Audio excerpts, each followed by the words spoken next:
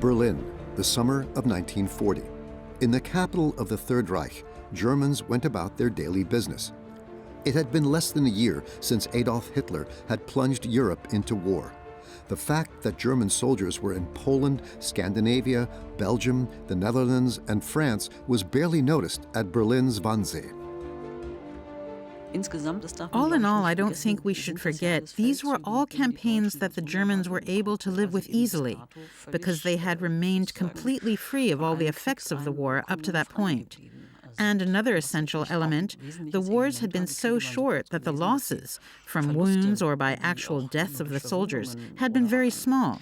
Durch tatsächliche Todesfälle der Soldaten sehr, sehr gering gewesen sind. At that time, waging war was still easy for the Germans.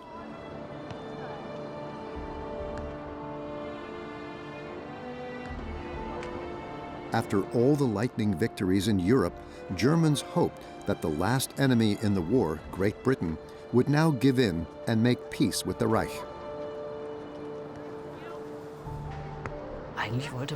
Actually, they didn't want England as an adversary, but as an ally.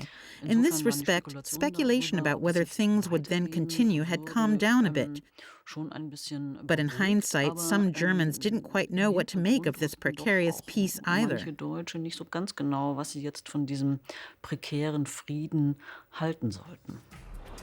On July 19, 1940, their leader, Adolf Hitler, made an official peace offer to England. The British did not dignify it with a response. Hermann Göring, the commander-in-chief of the German Luftwaffe, was now responsible for the success of Unternehmen Seelöwe. Planning for the invasion of Great Britain had been going on for weeks. German airborne units were to take off from airfields in Belgium, Holland, and northern France to first conquer the airspace over the island. After that, German troops were to land on England's shores. The German Luftwaffe was well prepared. Since their devastating mission in the Spanish Civil War, their pilots had become adept at aerial bombing, Stuka attacks, and dropping incendiary bombs. After initial skirmishes over the English Channel, German airborne units began bombing the British mainland. The Battle of Britain began on August 13th with the so-called Eagle Day, when stronger German bomber units attacked British industrial centers. At first, the Germans only attacked the British infrastructure, airfields, radar stations, and were relatively successful there as well. Flugplätze, Radarstationen und sind auch relativ erfolgreich. They believed that with a few days of air raids on British airports, one could smash the British air defense, the fighter command, and gain air superiority. And then, if Hitler wanted to, he could order a landing on the south coast as well. Great Britain was expecting an invasion of the Wehrmacht, and so the men of the English Home Guard armed themselves against the enemy. The Germans had to be prevented from landing on the island by any and all means. To prevent Nazi landing craft from even reaching the Channel coast, the British had installed flamethrower systems there. With Winston Churchill as Prime Minister, the British had an avowed opponent of Hitler. He wanted to prevent Hitler's rule over Europe at all costs. Otherwise, as Churchill said, the world would sink into the abyss of a new dark age. The Prime Minister rejected any discussion of a negotiated peace with the Nazis. Churchill was an interesting figure in that he initially admired Hitler. He wrote a portrait of him. In the early 30s, I think it was printed in 34 or 35. It's kind of famous, so he couldn't hide an admiration for Hitler's successes.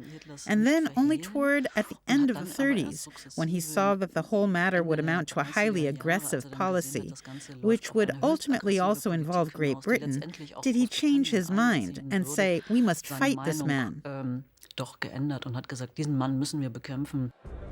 Blood, toil, tears, and sweat, Winston Churchill prophesied for his people, and a war against a monstrous tyranny such as had never been surpassed in the dark catalogue of mankind's crimes, which must end only with victory at all costs. British combat morale was high. On August 25th, British bombers took off for the first air raid on the capital of the Third Reich. The inviolability of Berlin, noted German judicial official Friedrich Kellner in his diary, of which there had been abundant talk, had proved to be a vain haze.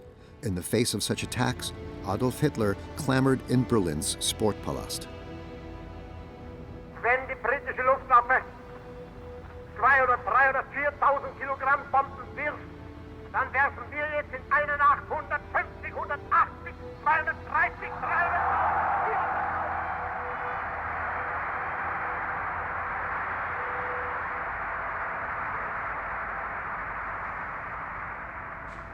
Wenn Sie erklären, Sie werden bei uns Städte im großen Ausmaß angreifen, wir werden Ihre Städte ausradieren!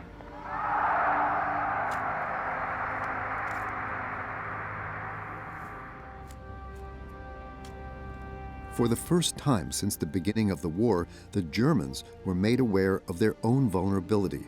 Despite various blitzkrieg victories, the Luftwaffe was unable to keep enemy plane formations out. Berlin did not seem particularly impressed by this. What could be said, however, was that doubts about Göring's abilities and capacities to defend the Reich were beginning to grow.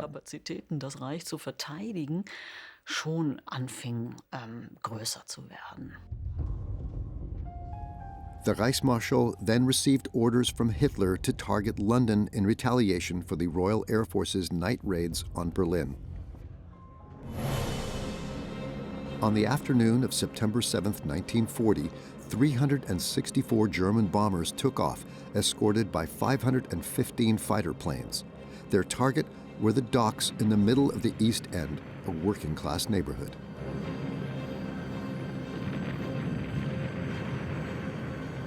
On that first evening, more than 400 Londoners died and another 1,500 were seriously injured.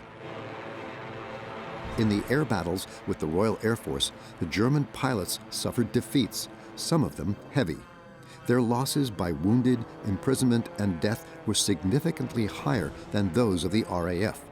The British pilots fought over their homeland and were quickly ready for action again after an emergency landing. Their Spitfires and Hurricanes were fast and maneuverable. The German Air Force failed to gain air superiority over the island.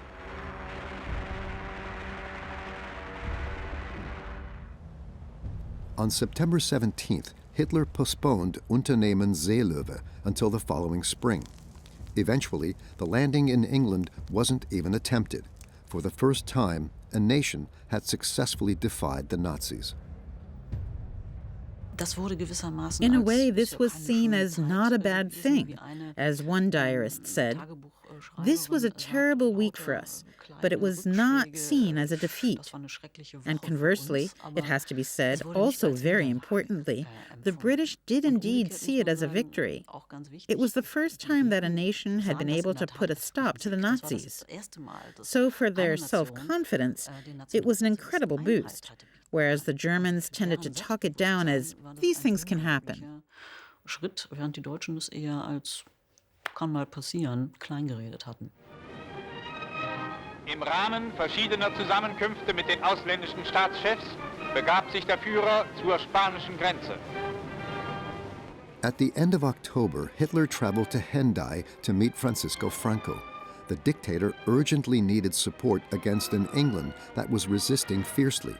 The Spaniards were to take Gibraltar from the British, but the meeting turned out differently than planned. Franco's special train arrived too late. Auf dem Bahnsteig der französischen Grenzstation erwartet der Führer den Chef der spanischen Regierung. Die Ankunft des Sonderzuges.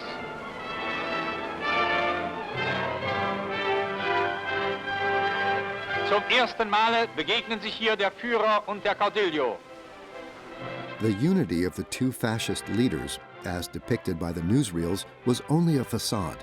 Franco had no intention whatsoever of entering the war. He had ruled over a devastated Spain for only 18 months, which he had just gotten under control after 3 years of civil war and with German help. The Caudillo stayed out of it. Meanwhile, In order to put political and military pressure on England, the German Air Force continued to take off in the direction of Great Britain, but the Luftwaffe had problems. When they sent bomber units to England, they always had to send fighter planes with them for escort and protection. And the problem with these fighters was that the fuel tanks were relatively small.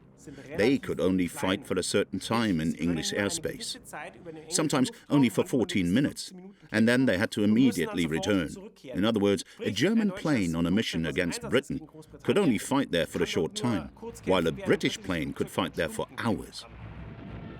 After the conquest of British airspace failed, thus putting a landing on the island out of reach, Hitler wanted at least to force an armistice. For this, the British arms industry had to be weakened, and at the same time, the morale of the British people had to be broken. Now, the civilian population was targeted.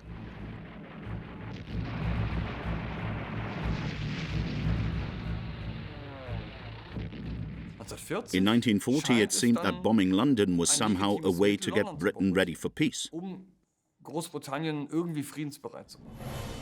The British called the attacks on their capital the Blitz, after the Nazi propaganda word blitzkrieg.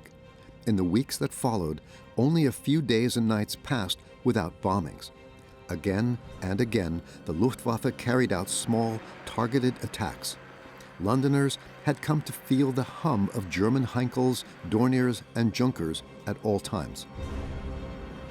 There were no air raid shelters in London. People took refuge in the subway stations, which saved the lives of tens of thousands. Some 650,000 children had already been moved to the countryside. Since the beginning of November, the bombers had been coming mainly at night. During Christmas week 1940, London experienced the most devastating conflagration since the city's Great Fire in the 17th century. But the British remained steadfast and pragmatic. Cardboard coffins, lime bags, and body pits were prepared in order to be able to quickly recover and deal with the fatalities. What people in Germany tend to forget, however, is that German bombing raids in 1940 caused very high casualties among the British population, up to 40,000 deaths in the first weeks and months after the Battle of Britain began.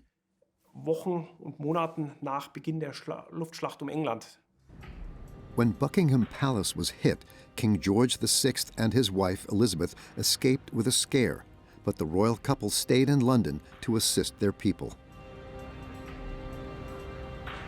The British didn't see it as a tax on the air armament industry. They saw it as a tax on civilians, that the Germans wanted to hit civilians. Naturally, the bombing was inaccurate because churches were also hit, because hundreds of people were killed. And then the amazing thing for the Germans, and maybe for the British, was that the civilian population came together. The morale didn't collapse. The British were far from capitulating. Actually, it was just the opposite.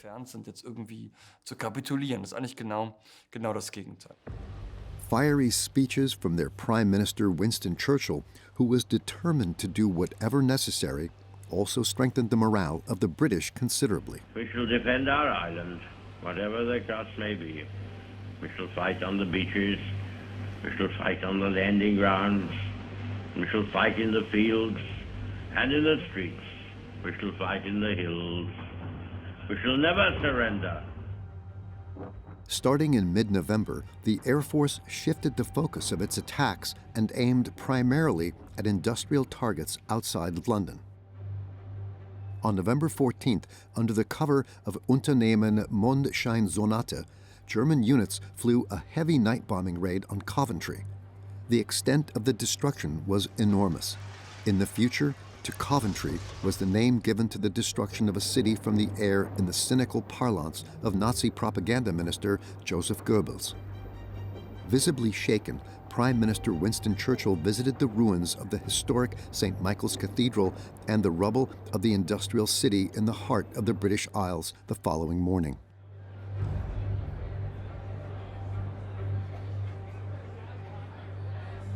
Coventry was chosen because it was the center of the British aircraft engine industry. They were hit, but these aircraft engine factories were located in the city center. Spread around the city center, the whole city burned down, 500 dead. The term Coventrying was then used because of the great damage.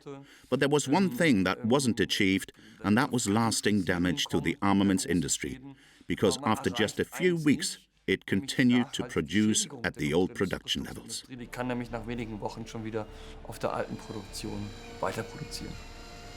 The day before the devastating bombing of Coventry, British pilots took off on an airstrike. Target, Berlin. Stalin's foreign minister was expected there for talks. Winston Churchill later wrote in his memoirs, "We had heard of this conference beforehand, and though we had not been invited, we did not wish to be left entirely out of the negotiations." Soviet Foreign Minister Vyacheslav Molotov arrived at Anhalt railway station. He was there to negotiate spheres of influence in Scandinavia and the Balkans for Stalin. Hitler, on the other hand, wanted to bring the Soviets into an alliance to secure himself against England. But Molotov was a difficult negotiator who did not trust the Germans. There was a memorable situation at the state banquet. During the meetings with Hitler, Molotov had to go into the air raid shelter because there were attacks on Berlin. And he told Stalin that Hitler was a vegetarian and that no meat was available there.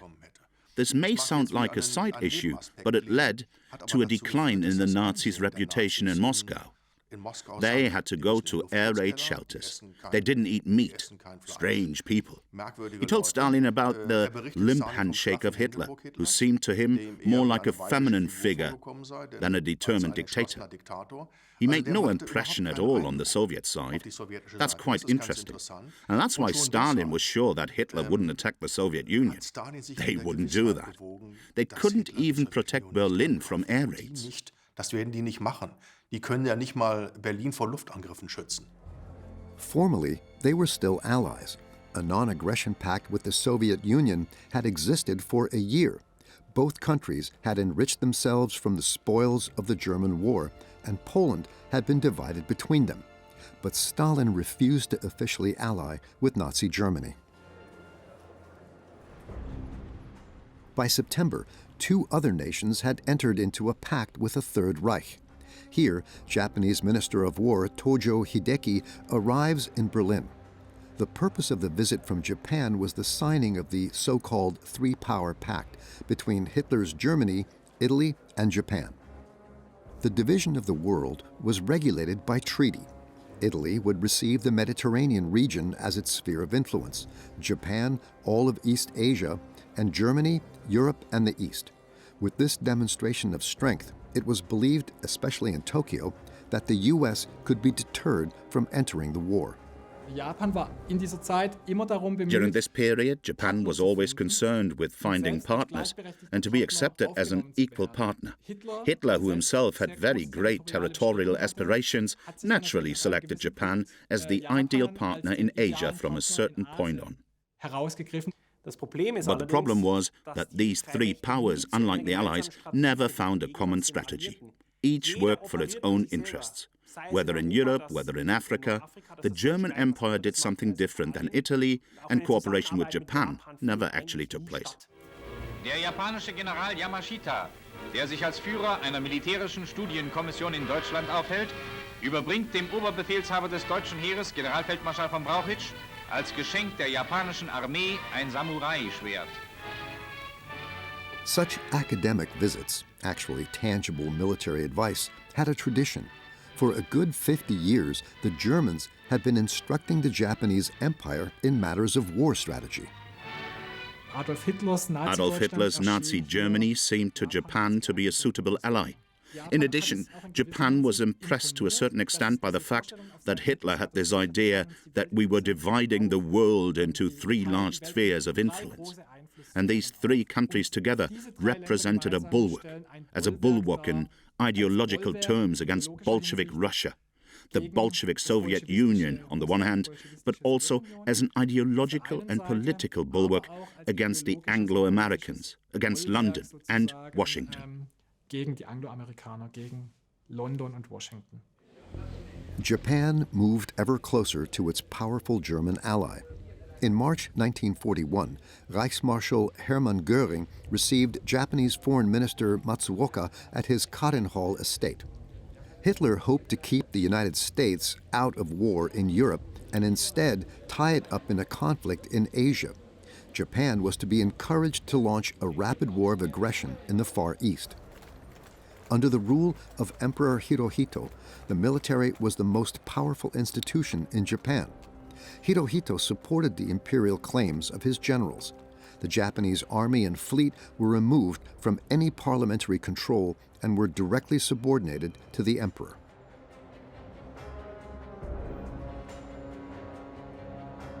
Japan's military government was preparing to bring all of East Asia under its control. Since the First World War, the young industrial nation had been striving for dominance in the Asian region.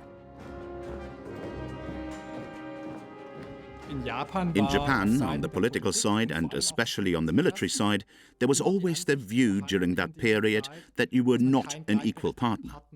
Although militarily you waged war successfully in the Russo-Japanese War in World War I, after these wars that were waged successfully, militarily successfully, Japan had to concede certain things politically, and concede them to the West, and concede them to the West's liking.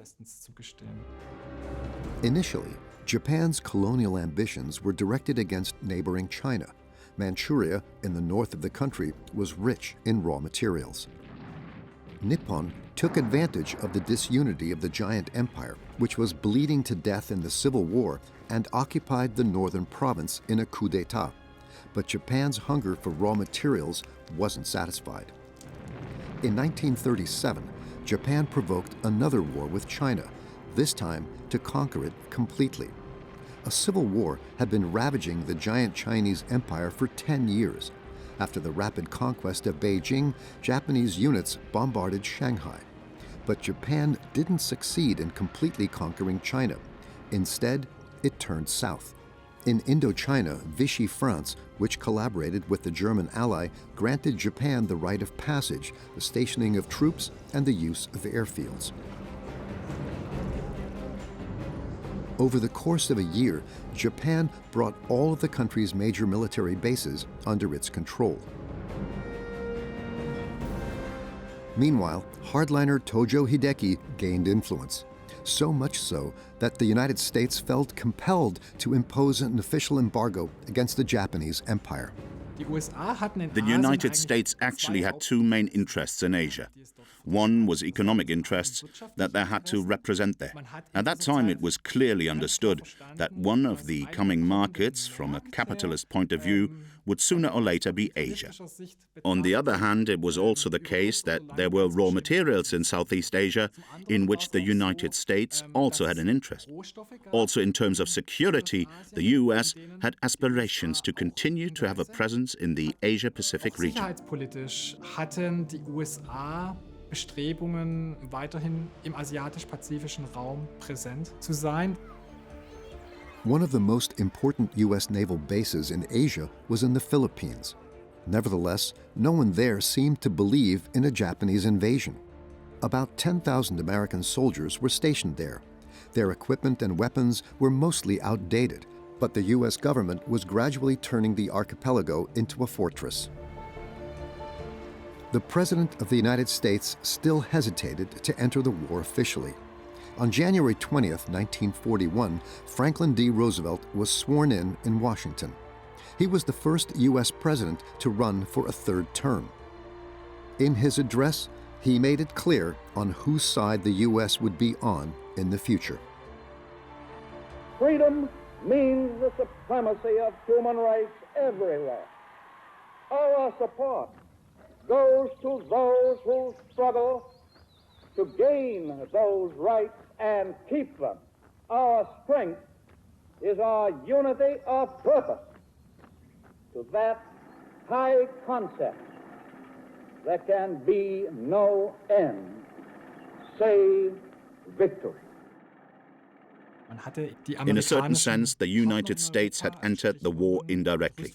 The US had supported its American partners in Europe, that is London, with armaments. Armaments also arrived in China, by the way. Japan's adversary, which of course didn't go unnoticed by Japan and also played a major role. Japanese policy had moved more and more in the direction of anti-Americanism. At the port of Halifax in the Canadian province of Nova Scotia, freighters were loaded with American weapons and supplies that the U.S. was providing to Great Britain. In a blazing speech, Churchill had addressed Roosevelt and appealed for America's support. Put your confidence in us. Give us your faith and your blessing. And under Providence, all will be well. We shall not fail or falter. We shall not weaken or tire. Neither the sudden shock of battle nor the long-drawn trials of vigilance and exertion will wear us down. Give us the tools, and we will finish the job. German submarines repeatedly succeeded in torpedoing the ships loaded with equipment and weapons. But the Royal Navy struck back. Survivors of the sunk battleship Bismarck, once the pride of the German Navy, went ashore in Halifax. Great Britain at that time still had the strongest navy in the world. The German Navy, which only upgraded in the 1930s, simply couldn't keep up with that. It did have big battleships like the Tirpitz, the Bismarck, but one was sunk very quickly. The other was just lying around in harbors and was also sunk towards the end of the war. So the big German Reich, the Germans' navy, couldn't keep up with the Royal Navy at all.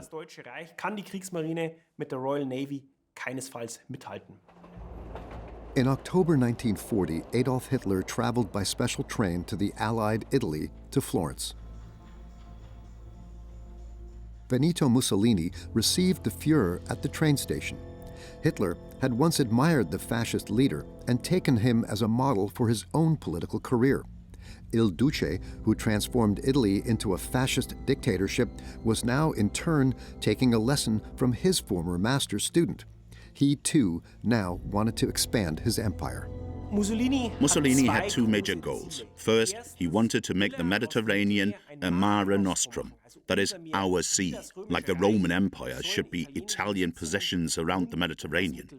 And secondly, he wanted to expand his colonial empire in northeast Africa. Egypt and Sudan, together with the existing possessions in Libya and Abyssinia, should become a large colonial empire. Among the Italian population, such plans met with enthusiastic approval.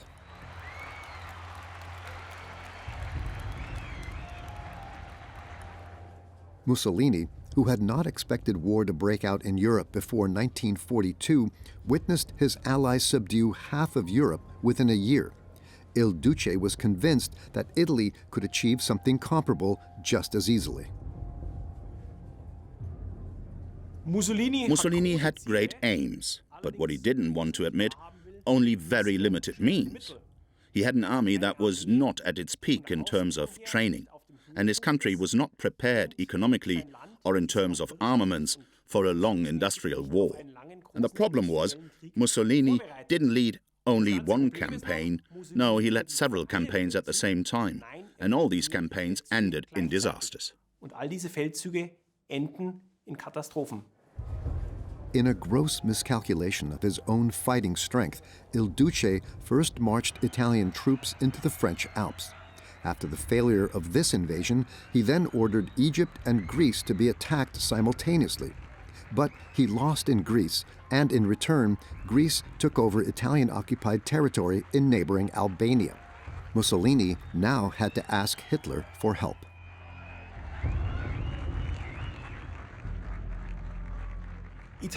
Italy suffered a heavy defeat in Greece, and 1/3 of the Albanian territory, which was in Italian hands, was now occupied by the Greeks. Now there was a problem for Germany. The Italian ally had to be supported, and secondly, there was another problem.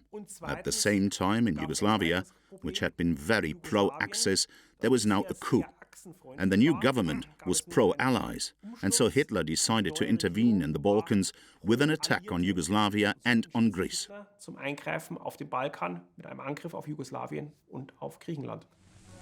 Über die Grenze. Ein Stoßtrupp bildet die Spitze. On April 6th, the Wehrmacht invaded Yugoslavia and Greece simultaneously without a declaration of war. The newsreels had an opportunity to show victorious soldiers. Fast alle Brücken sind zerstört. Kraftfahrzeuge und schwere Infanteriewaffen setzen mit Hilfe von Floßsäcken über. The campaign in the Balkans proceeded similarly to all previous campaigns. It was a typical lightning campaign. The Germans managed again within a very short time to break the enemy resistance and to occupy both countries relatively quickly. After 11 days, the Yugoslav army surrendered unconditionally. About 350,000 soldiers became German prisoners of war. About half of them were taken to Germany to be used as forced labor. The others awaited a merciless fate under German occupation. The commanding general and committed National Socialist Joachim von Kurzfleisch, for example, expected the soldiers to break all resistance ruthlessly. Anyone found resisting or fleeing with a weapon in his hand should be shot immediately. Now began the terror in the occupied territories.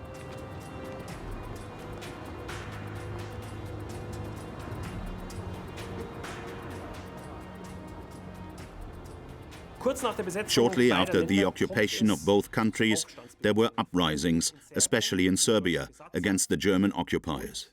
And the Germans immediately reacted with unheard-of brutality. Their thinking was that the so-called Balkan mentality would only understand the language of violence. And the harder they would crack down now at the beginning, the more they would have peace later.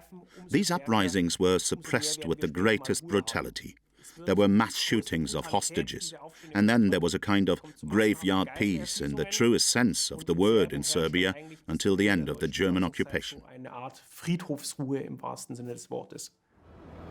In Pančevo, a small Serbian town near Belgrade, a column of Yugoslav soldiers marched in captivity.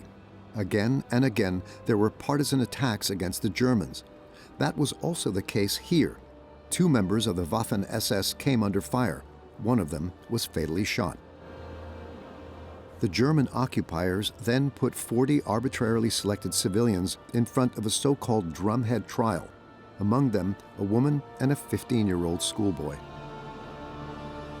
On April 21st and 22nd, 14 of them were executed at the cemetery wall of Pančevo by a Wehrmacht firing squad. 18 others were hanged in the cemetery. The massacre became a spectacle filmed and photographed by the soldiers present.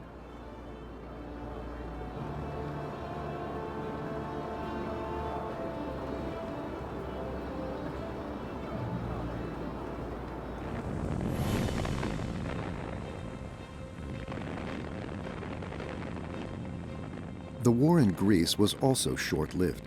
After initially fierce resistance, the Greeks had to admit defeat on April 23rd. Germans and Italians occupied the defeated country. In Greece, from the beginning, it was above all about robbery and plunder. The war against Greece was more a side aspect of the whole event, and the Germans wanted above all to secure a military occupation. It was also divided up with the other allies, including Italy. There, sheer terror prevailed, and the Greeks also resisted very quickly. There was a partisan movement that tried to fight this brutal German rule, and then again the German violence escalated. And it became unbounded brutality, as can only be found in Eastern Europe, in Poland and the Soviet Union.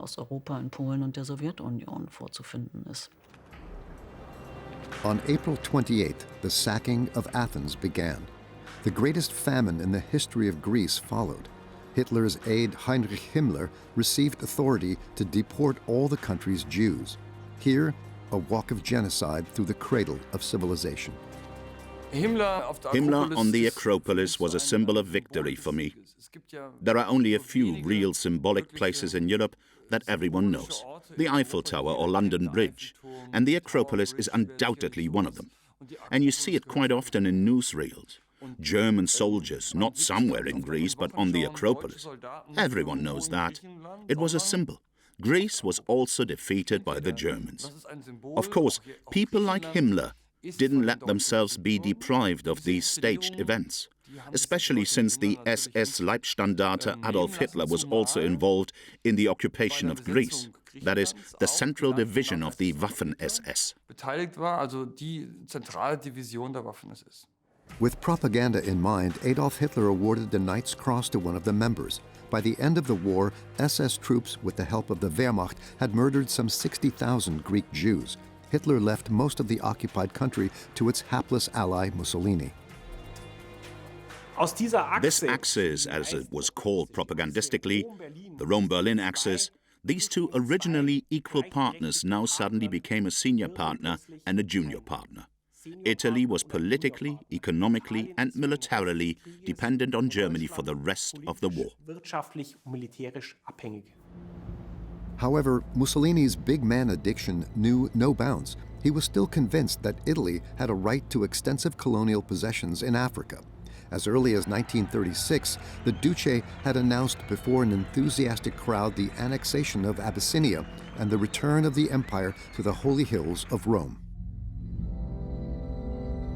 Italian troops had invaded what is now Ethiopia and begun a ruthless war of conquest. The Italian Expeditionary Army was 200,000 men strong, the largest ever to invade the African continent. It waged a brutal war in violation of international law, using poison gas on a massive scale. But Mussolini's plans for a further enlargement of Italian East Africa failed. The Duce's troops were threatened with catastrophic defeats. Hitler promised Mussolini at the end of 1940 to send a tank division to North Africa. This was a purely defensive measure. Hitler wanted to prevent his ally from suffering a serious defeat in the Mediterranean, and the British from suddenly being able to threaten Europe from the south. Then, in mid-February 1941, the first German troops arrived in North Africa under the command of Lieutenant General Erwin Rommel, marking the birth of the German Afrika Korps. Von Generalleutnant Erwin Rommel, das ist die Geburtsstunde des deutschen Afrikakorps. The troops were there to support the Italians. Their advance on the Kingdom of Egypt, which was allied with the British, had failed. In the meantime, even in eastern Libya, the province of Cyrenaica was in British hands. Now, the British threatened to take the capital, Tripoli. Rommel did not wait for the orders of his Italian superiors, but acted on his own authority.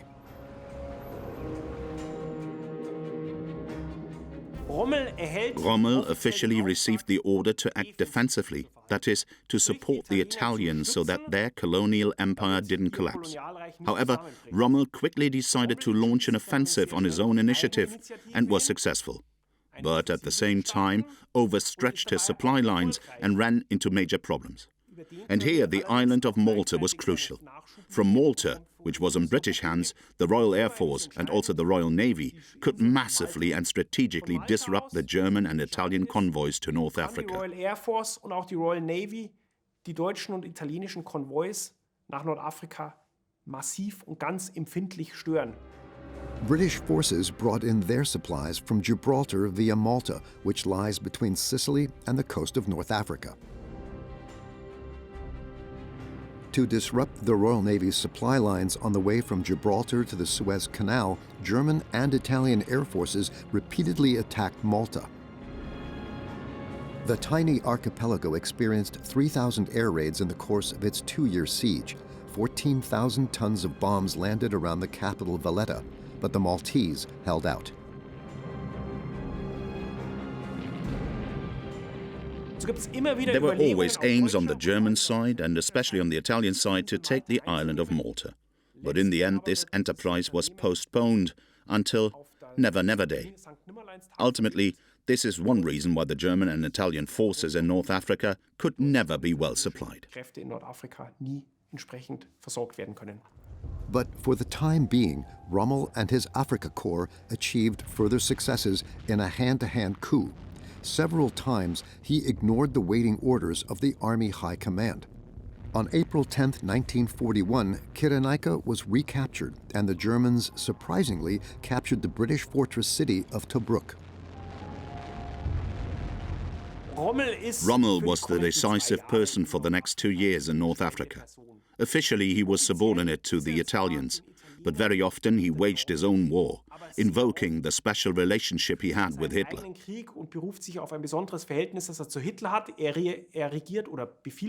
He often ignored his own superiors in the Wehrmacht, and very often waged a kind of private war down there, but successfully. And that's what saved him from many a situation. Letztlich dann rettet aus so mancher Situation. As long as Hitler's favorite general delivered such spectacular successes, complaints about the disobedient commander fell on deaf ears in the Berchtesgaden Berghof. Hitler himself dubbed Rommel the most audacious tank general we have in the German army. Within 3 weeks, the Afrika Korps had advanced some 800 kilometers to the east, all the way to the Egyptian border, and was now threatening the British troops stationed there. Rommel, with his insubordination and impetuous war of movement, shaped the image of this war and became a nightmare to the British. And he managed with relatively few means to keep a British superior force at bay. Die Briten hier eine britische Übermacht in Schach zu halten. The Allied troops stationed in Tobruk were initially mostly inexperienced, newly deployed units, including an Australian division. Minefields were laid to reinforce the city's defenses. Rommel repeatedly failed to capture Tobruk and eventually had the city besieged.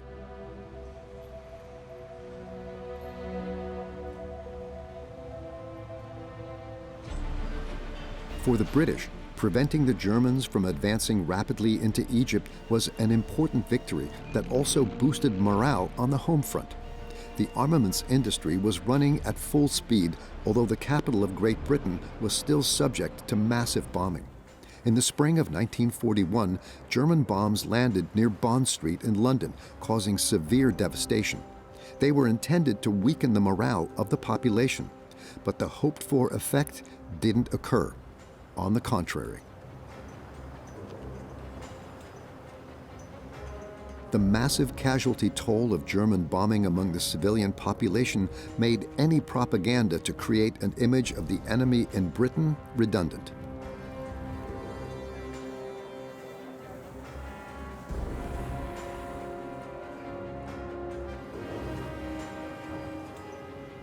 The air battle for England ultimately lasted from August 1940 to May 1941, and the Germans changed their tactics several times.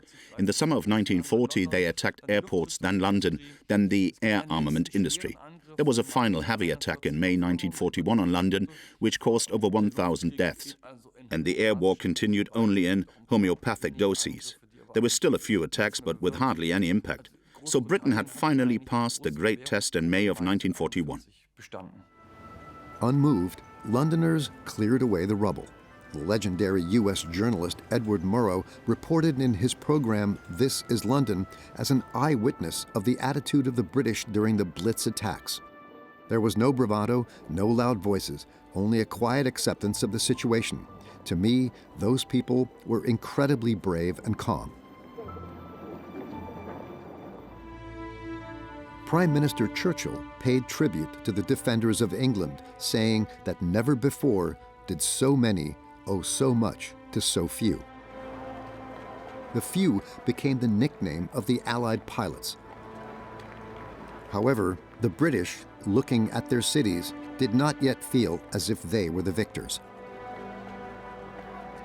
The crucial thing is that in air attacks at least, dictatorships and democracies are not so different from each other.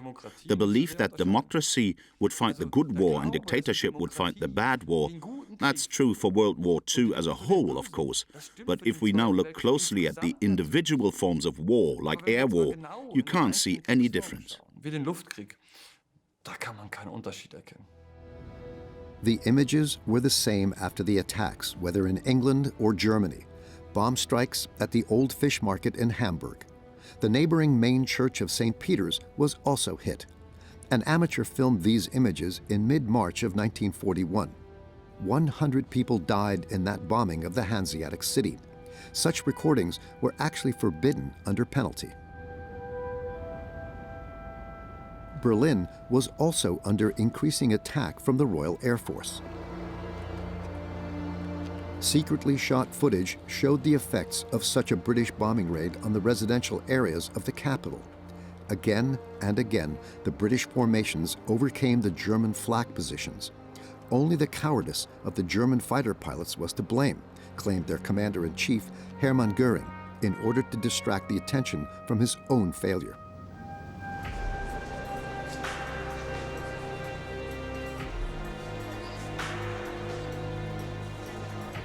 Nazi propaganda did not shy away from using the deadly threat to the German civilian population for its own purposes.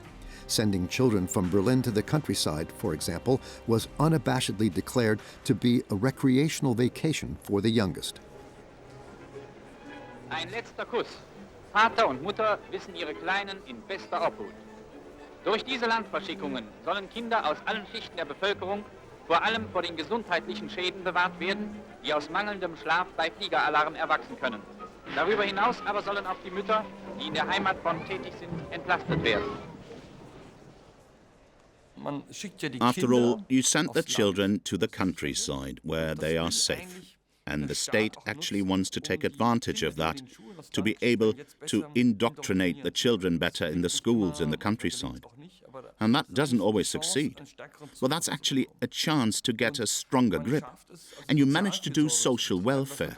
And that was also recognized by the Germans, who saw that the state cared, that it was responding quickly. Goebbels was quick to appear in cities, didn't hide, and so one managed to keep up morale to some extent. There was depression, there was dejection, but there was no revolt against the regime. The Nazi regime still ensured that the victims of the bombing raids were laid out like martyrs, as here in Neuwied on the Rhine. Most Germans still had no idea of the number of victims they would face in the years to come. The Allied bombing war against Nazi Germany had only just begun.